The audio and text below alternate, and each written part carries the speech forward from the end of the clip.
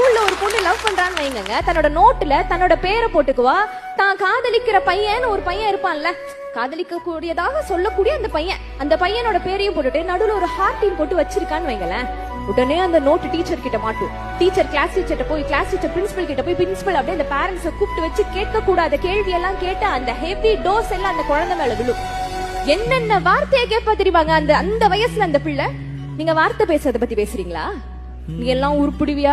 உடையெல்லாம் படிக்க தானே அனுப்பிச்சோம், என்ன வேலை செஞ்சு புட்ட, நீ எல்லாம் நல்லா இருப்பியா? என்னென்ன வார்த்தை கேட்க கூடாத பல வார்த்தைகளை அந்த வயதில் அந்த இளம் பெண் கேட்பா.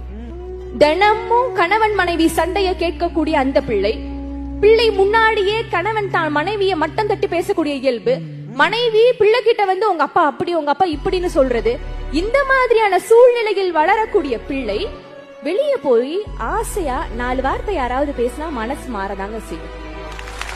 பேசுறானே அப்படின்னு மாறும்.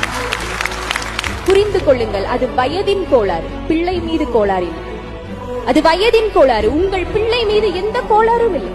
சாமி இது லவ்வே இல்லடா, இந்த காலத்துல உனக்கு அவன் அழகா தெரிஞ்சிருப்பான், இல்ல அவன் பண்றது ஏதாச்சும் உனக்கு பிடிச்சு போயிருக்கும், அதனால நீ லவ் நினைச்சுக்கிற.